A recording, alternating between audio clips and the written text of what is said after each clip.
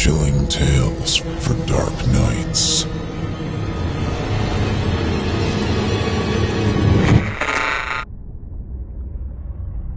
The following performance is a third-round entry in the 2017 Evil Idol voice acting competition. Voting is simple. Following the performance, simply click the thumbs up icon on this video if you'd like them to become a member of the team, or the thumbs down if you'd rather they not. Voting on this entry will conclude 1 week after the date of its posting. Good luck to all of our contestants.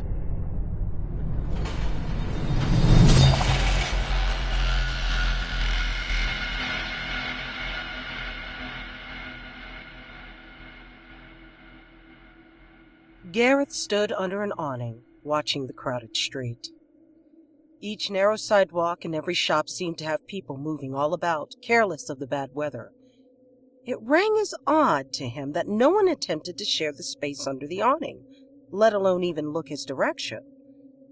In lighter weather, Gareth might have steeled himself and re-entered the fray. He had a lot of shopping to do, after all. But right when he stuck his foot out, ready to walk, a fresh downpour followed, a terrifying peal of thunder. Without another thought, Gareth turned and pushed through the tiny door, for no other reason than to hide from the miserable day. Maria could wait an hour more for groceries. "Hello, sir," a voice said from somewhere behind him. Gareth turned away from the storm and looked into the shop, surprised by the appearance. The whole place was incredibly narrow, and when he thought of it, he was amazed that it managed to fit between Finnegan's Family Restaurant and Benny's Butchery in the first place. In fact, Gareth had never noticed the shop before. Once he got past the initial feeling of being cramped, he realized he couldn't quite tell what the store sold, or for that matter, who had spoken. 2 shelves ran the length of it, and as Gareth walked between them, he saw they were filled with nothing but certificates and trophies. They represented all kinds of achievements, from swimming tournaments to chess championships, and strangely enough, marriage and birth certificates? Forgeries, Gareth whispered to himself. "What was that, sir?" By the end, he was far enough into the shop to see a small desk at the far end of the room and a little man sitting behind it. The man was one of those odd people full of contradiction. Young, but with a face full of wrinkles. He appeared stick-like, but sat with a straight back and held a steady gaze. Gareth, who was over 6 feet tall, already felt smaller than the man. As he approached the desk, he stuck his hands deep into his coat pockets. Hello." "Hello," the man replied. "I noticed you looking at my achievements." Gareth raised his eyebrows. "Your..." He looked around and back to the man. "Oh, yes, I see. I only came in for shelter, you know. Although I didn't think it was legal to have a shop like this right out in the open. It's a very reputable street." The man laughed and stood.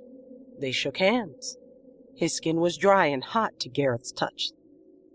"My name is Daniel Sambles, and while those are indeed my achievements, they are also not forgeries." He winked. "However, they do not necessarily belong to me." "I see. They are yours, but they don't belong to you." Gareth was beginning to wonder whether the man was all there. Was the rain calming down outside? He turned to check, but was drawn back to the man speaking. "I think I can help you with your problems, Mr. Cameron," Gareth said. "Gareth Cameron. Which problems exactly?" The man shrugged, laughed, and waved his hand across the many objects in front of him. Here. Pick an achievement. Any of them. Gareth stared at the different items. After a moment, a half-smile crept across his face. He grew worried, but the fellow didn't seem much of a threat. Suddenly, a watch stole Gareth's attention. He found himself leaning in, fast. Everything else might be a forgery, but that certainly isn't, he thought. All right then, Gareth said. What's your deal? What is it that you sell? It was very curious how he made his living. Daniel Samville's beamed as though he had been paid a generous compliment. Well, Mr. Cameron, I'll do what anyone with a good product does. I'll show instead of tell. If you like what you see, you can choose to buy or walk away. Although, he added, leaning over the desk, between you and me, you'll buy. I'll bet on it. I see, Gareth said. As far as he could tell, it was a forgery business, and in that case it was madness to associate with fake goods. Imagine a lawyer, of all people, being caught in such a place. But there was no one around, and he was curious. He nodded. Excellent, Daniel said. He turned and opened a rickety door to his right and entered without so much as a glance to see if Gareth followed. Gareth looked over his shoulder, but the people outside continued to walk right by the shop without a single cursory glance. He had a feeling the place didn't get much business despite the big shelves of achievements.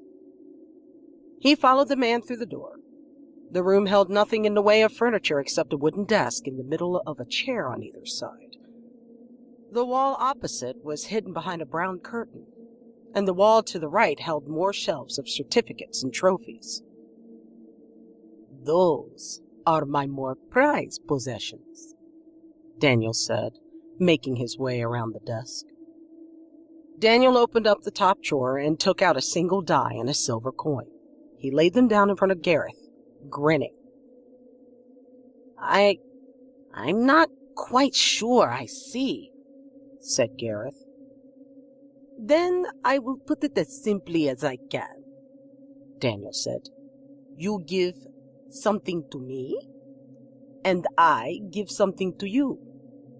We can start by flipping the coin, or, if you're suspicious, you can use one from your pocket.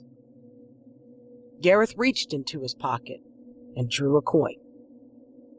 This? Yes, whatever. Now, that's a normal coin, so if you flip it 10 times, roughly 5 will come out heads and 5 tails, correct? Yes, I'd say so. Now, I'm telling you, if you give me something, I can make it land tails every time, or heads if you prefer. And it only needs to be a small something, since I'm only giving you a small something in return. Understand? I think so, Gareth said hesitantly. What exactly do you want for me to do this magic trick? A fingernail.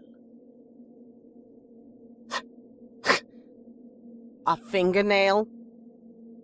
Anyone will do. Your pinky, even. I don't see how that will... No, I'm sure you don't, Mr. Cameron. But that wasn't the agreement, was it? Well, Gareth thought, it is only a fingernail after all. Okay, it's a deal, he said at last.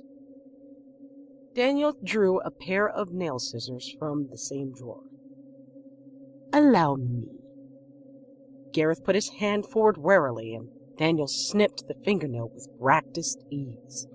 He caught the tiny crescent in midair, and then dropped the clippers back into the desk.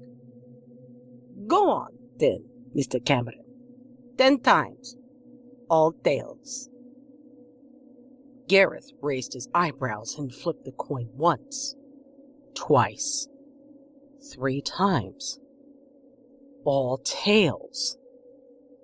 He had checked beneath the desk for some kind of magnet and found nothing but rotted wood. Gareth flipped his coin again. 4, 5, 6, 7 more times. He flipped it differently each try, but it always came up tails. He checked to see if Daniel had somehow exchanged it for a 2-sided coin and was disappointed. On the 11th flip, it came up heads. Impossible. All thoughts of getting groceries and returning home to his wife were gone. Daniel laughed. What about the dice? Gareth inquired. Well, that would require the rest of your fingernails, I think. Say, to land a 6-10 times in a row? Gareth could hardly believe his ears. But out came the scissors, and away went his nails. 10 times, the die landed on 6. By the time the final die settled, Gareth felt like a man in a dream. It was, of course, a brilliant magic trick. It's a trick, then, isn't it? Daniel sighed. We can go on all day, Mr. Cameron. You can bring me dice or coins of your own, but then we do it with your toenails. You can have the room analyzed for devices if you would like, or the easiest way, we could bring up the stakes to the point where faking is impossible. Like what? You tell me. You name something you want, and I will make it happen, if you pay the price. And what exactly is the price based on? Gain. The more that is gained, the more that is lost. Gareth looked around the dusty room for ideas and found none. Then, at last, it came to him. My groceries, he said. Make them appear, right here, everything on the list. As he spoke, his hand delved into his pocket, found the list, and scrunched it up as though he were afraid Daniel might read it through his coat.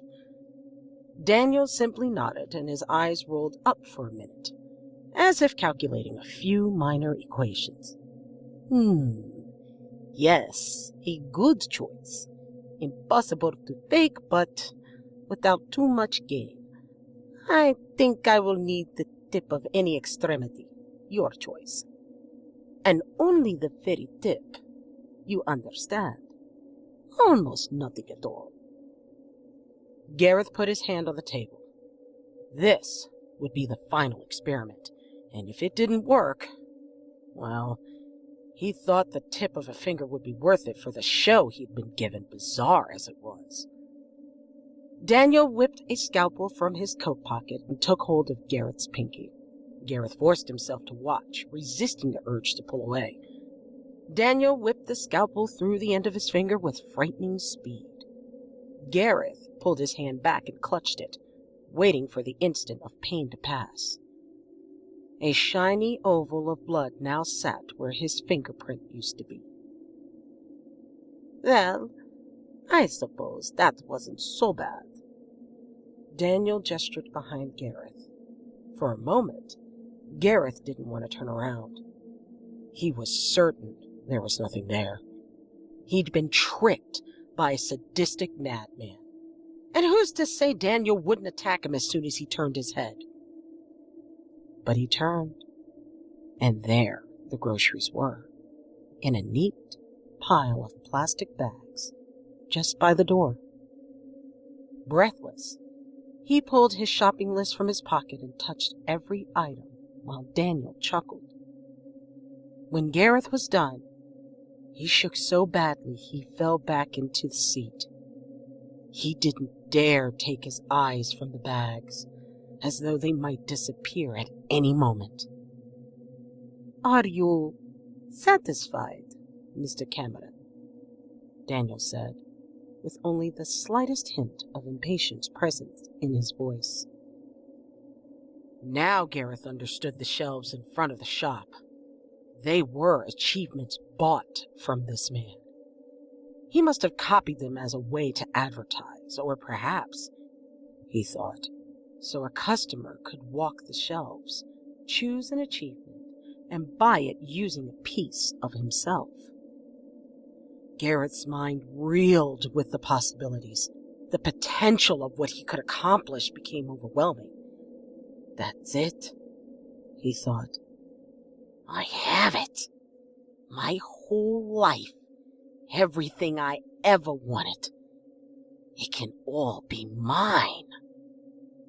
In a strange ecstasy, Gareth took off his left shoe and sock, leaned back in the chair, and slammed his foot on the table.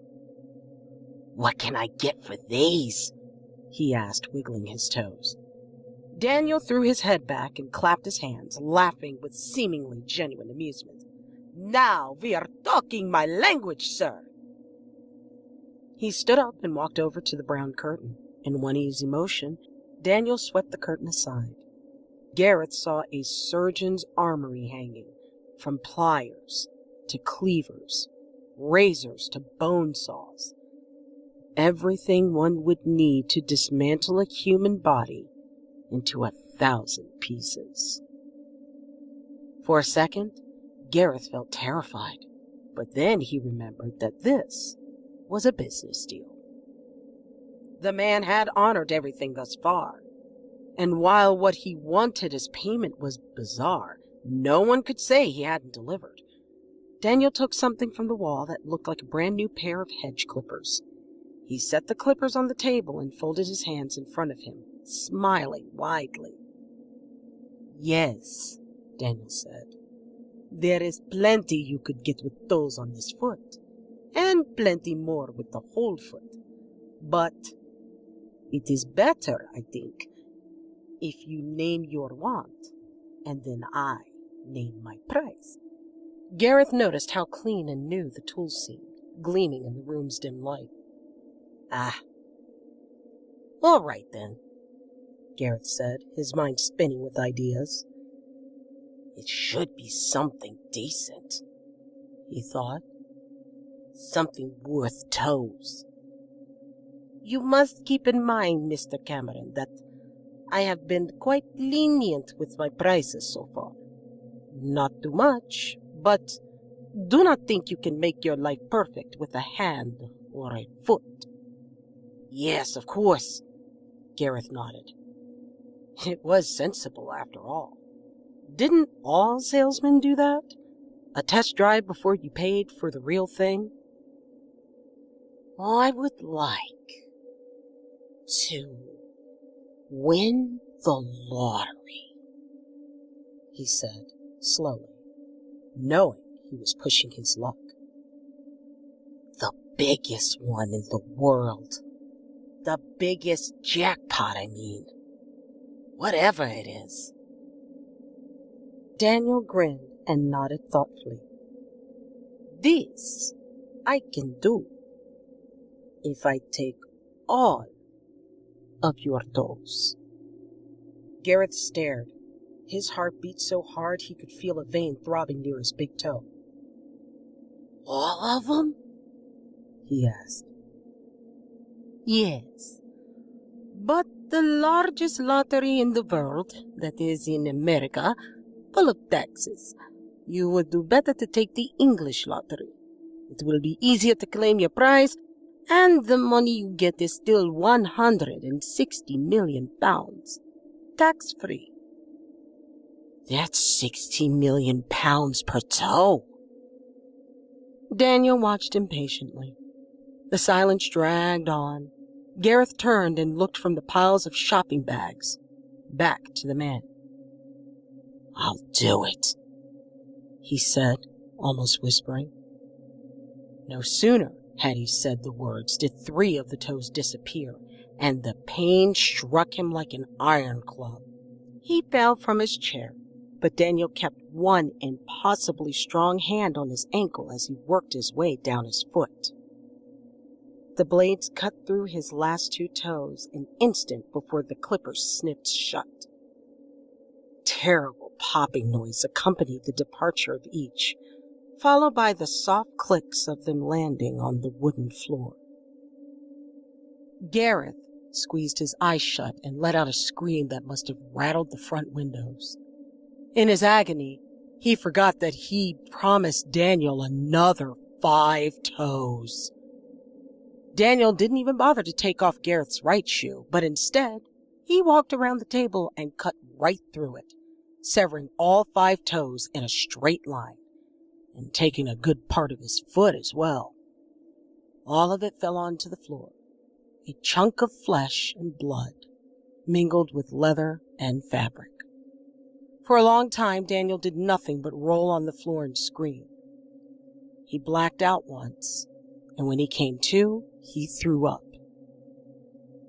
As the pain became more manageable, he opened his eyes and focused on Daniel standing over him, chuckling. His face shined with a thin sheen of sweat. "Ah, now that was something, Mr. Cameron. You won't regret it. I promise you." With that pledge, he took out a long rectangle of paper and pressed it into Gareth's shaking hand. A lottery ticket. "You now hold the winning numbers for next week's jackpot, sir. Congratulations." Good God, let me out of here. Let me out. Gareth clutched his ticket and crawled toward the doorway. "Don't forget your groceries," Daniel called after him. Gareth wiped his mouth and attempted to stand. The absence of toes made it difficult to keep his balance. He noticed the trail of blood behind him, but the flow seemed to slow down surprisingly fast. He managed to drag his groceries all the way out the front door, but received no help from the sly and sharply dressed salesman. When Gareth glanced over his shoulder, Daniel was nowhere to be found. Gareth won the lottery the following Monday night, which was a good thing because the first thing he'd done after he returned with the groceries was leave his wife. He had wanted to do it for years, and oh, was it sweet seeing her sour face turn into a gaping surprise. That moment was enough to pay him back for every evil word and threat she had heaped upon him. For nearly 2 weeks, Gareth laughed about his good fortune. Using crutches to help him hobble on his toeless feet, the pain hardly bothered him at all. And people stared at him, yes, but he knew it wasn't the disability. It was the money. Already he had received phone calls from people he'd never met, claiming to be long-lost relatives. He quit his job, telling all of his co-workers what he thought of them. He purchased a mansion on the edge of town. His new wardrobe consisted of nothing but $10,000 suits. His new car cost more than what most people pay for their homes. He purchased everything he ever wanted and lived the life he had always dreamed. But Gareth still was not happy. All he could think about was the weedy little man in the shop and what he still had to offer. Eventually, desire got the better of him, and he decided to go back to see Daniel Sandvels. "Ah, Mr. Cameron," Daniel said, welcoming him with open arms. "I was afraid you'd never return. You left so unhappily last time, you see, and I was also a little afraid that I'd maybe giving you too much." "I've been thinking about you a lot, actually," Gareth said, shaking Daniel's hand. "Is that so?" Daniel asked. "Well, why don't you sit down and we can talk about it?" It wasn't long before they struck a new deal. Gareth gave a kidney for an IQ of 200, his entire right arm for an extra life, and his left eye and ear for the ability to understand, speak, and write every language. Next, he gave his teeth for the ability to charm any woman he wanted. That one was particularly painful. The worst part of the entire process was the enjoyment Daniel seemed to have while working with pliers. He shrieked with laughter all the while, dancing around a half-conscious Gareth. He spent most of his left leg on eternal wealth and gave his right for the ability to fly. Who would need legs when you can fly anyway? That one, Daniel told him, would take 3 days to take effect, just like the language skills and irresistible charm. They were all powerful abilities, he explained, so it would take some time. At last, Gareth had had enough. Daniel propped him up in the far corner of the room, his right side, well, what was left of it, pressed up against the window. Blood pooled everywhere, but still, he felt fine. That, Daniel assured him, was part of the deal. You felt the pain, but the damage quickly healed. Dead customers are not likely to come back, after all, Daniel smiled. Gareth suffered plenty of pain, and with each throb of agony, he knew he made the right choice. Nothing in the world could stop him. His life was made. In a matter of weeks, he would become the most powerful man alive, the richest, the most charismatic. He watched Daniel wipe the bloody tools clean and placed them back behind the brown curtain, humming as he went. When he was finished, he walked over to Gareth and shook his left hand heartily. "Well, Mr. Cameron," he said, "it's been excellent doing business with you. 3 days from now, the more extreme of your requests will be granted, but the others you possess as of this very second." Gareth grinned back at Daniel, fresh blood streaming down his chin. "Thank you, Mrs. Samuels. Can't wait." What Daniel didn't know was that Gareth was going to have most of what he had lost replaced with expensive, modern devices. And then, what had he really lost? Even arms and legs could be replaced with machines. Yes, it will be brilliant, Daniel agreed. "Just be patient. Here, you can rest on my shop until the effects come into play. Just sleep a while, and when you wake, the world will be yours." Gareth smiled gratefully, muttered another thank you, and then fell fast asleep. He dreamed he traveled the earth, rich and famous. He experienced every delicacy, every adventure that the world had to offer. He dreamed of becoming a president, of stopping wars, and of becoming a legend. When he woke, he saw a long rectangle of gray sky above him. He sat up, with much difficulty, using his stump to push himself against the wall. On either side were 2 moldy walls, an alleyway.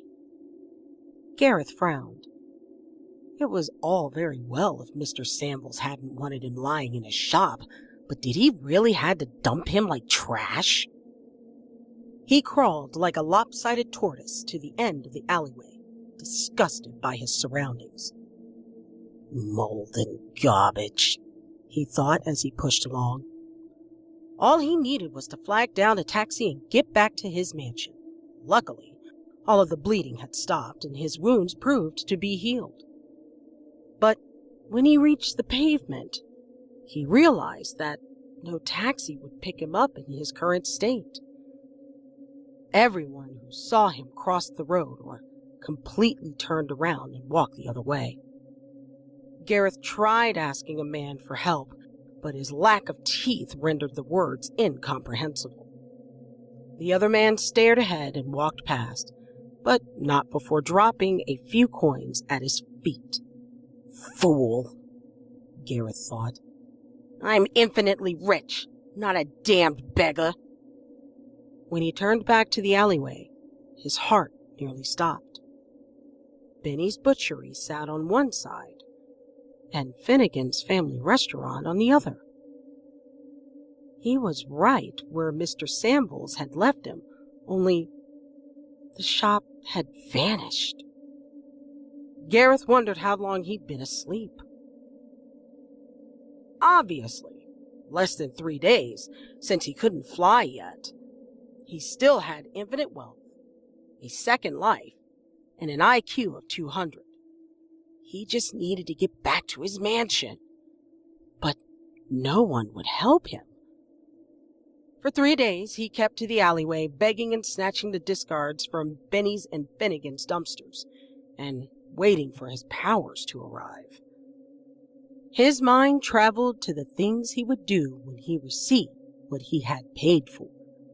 The first step would be having a shower, and then a good meal. Then he'd charm a woman or two. The thought made him laugh. The third day came to an end, and so did the fourth, and then the fifth.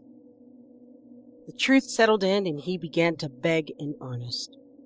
Gareth remained in the alley, waiting for Daniel Sambles to come back and give him what he was owed. If you paid him enough coin and had a good ear for his toothless speech, you might hear a decent story in return. It's not a likely story, maybe, but it's a good one, and it even has a moral. Quit while you're ahead, Gareth would say. A few fingers or toes, and then eat forever. If you can do that, the world can be yours.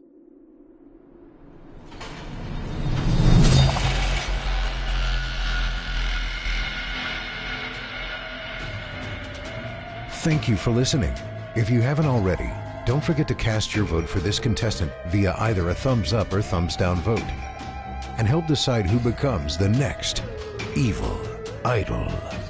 In the meantime, turn off the lights and turn on the dark.